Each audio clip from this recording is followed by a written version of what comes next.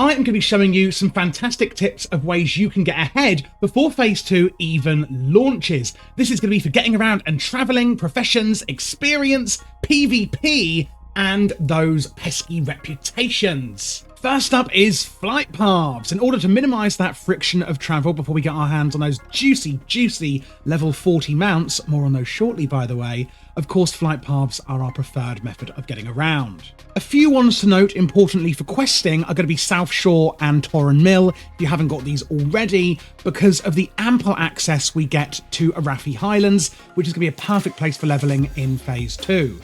Of course, speaking of questing, we can't forget that Stranglethorn Valley is going to be the favourite place for a lot of players, and of course, it's a highly anticipated PvP zone for Phase 2 of Xenophon of Discovery as well.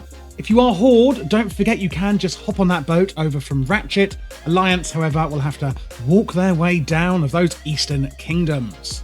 If you can't find the flight path, I actually had forgotten where it was and was wandering around for about 5 minutes. It is at the pub and there's a platform for both Alliance and a platform for Horde with their very own Wing Riders or Griffin Riders. Lastly, I would recommend these two here for Horde and Alliance in Desolus, as this would also be a fantastic levelling zone. And if you are feeling brave, these are some of the dungeons that you will be able to enter in the Phase 2 level range. Will people be brave enough to actually go into places like Zul'Farrak? We don't know yet, but go on. It can't be a bad idea to pop down to Gadgetan in Tanaris anyway, just in case, and grab those flight paths.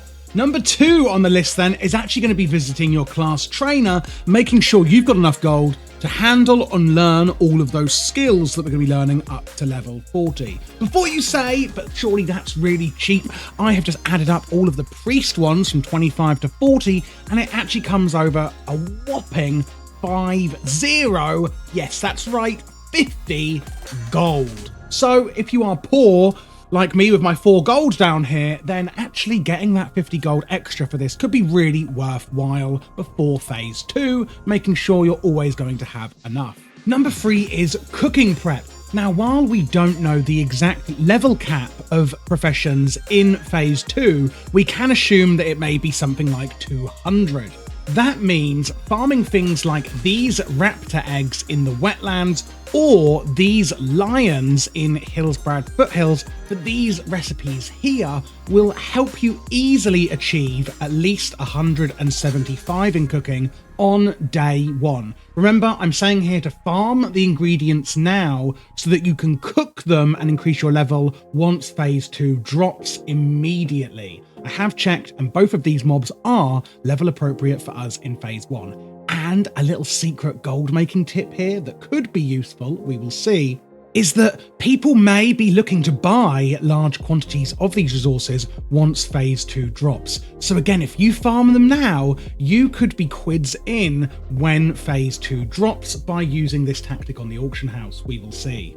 The same is then going to go for professions with leveling those in advance as well. I'm not going to go into each one individually, but take the same approach as I've explained for cooking, and you're going to be good to go.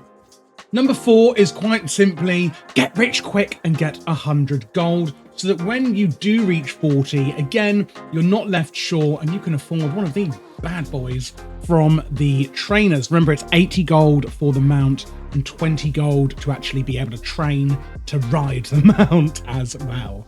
If you've got another 10 gold spare, then you can always, of course, come to the Ashenvale vendors here from the Warsong Gulch reputations and get the Ashenvale mounts as well. The reason I'm saying this is because there's a chance that we might be able to actually use these when we're leveling in Stranglethorn Vale, as that's going to be the new PvP zone. It's not definite, and actually Blizzard might say it's an outright no for that and that we won't be able to use those mounts. But like I said, we don't know, and there's no harm in trying and being prepared in case we can. This one is going to be really useful for everyone that is questing, both for gold and XP. So once you are level 25, like I am here, you're going to want to continue questing in places like the Hillsbrad Foothills. Make sure that you're doing quests like this one here, the Battle of Hillsbrad, so that they are quests where you're killing or gathering items. In other words, the quests with more XP.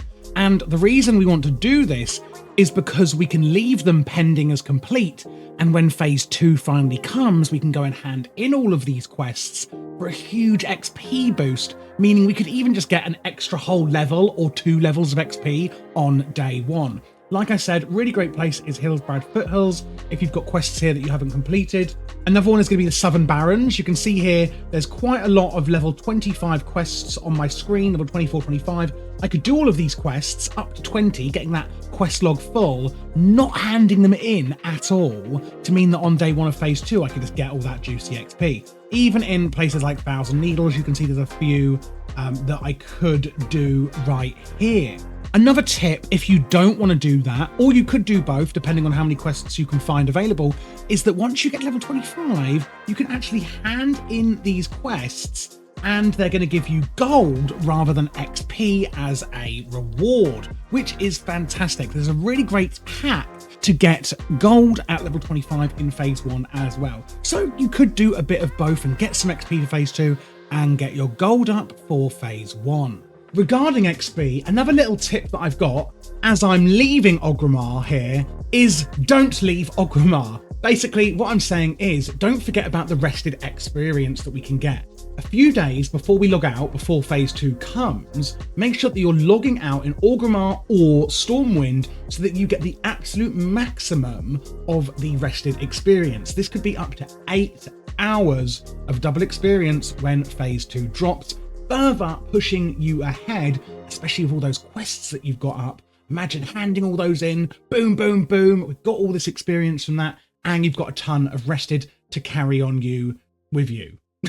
Another thing is going to be going to the Durotar logistics or the other people in Alliance and making sure that we're getting our rep up with these shipments. Now, if you don't know, you do actually need to get to Honoured to get certain runes for every single class. And I do highly anticipate that in phase 2, they are going to be sneaking that rep cap up all the way to Revered.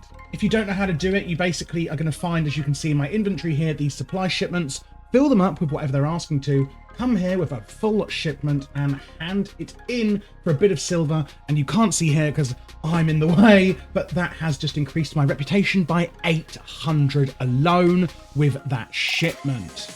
I am wondering if Blizzard are actually going to give us runes from the Revered reputation, if that's the path they do take in phase 2, because there was a lot of controversy and negative feedback to Blizzard over the fact that we're having to farm this arduous reputation to actually get some of our best in-slot runes, which of course is a bit more grindy than some of us would like, but we will see. Either way, get that rep up now and save yourself the hassle later.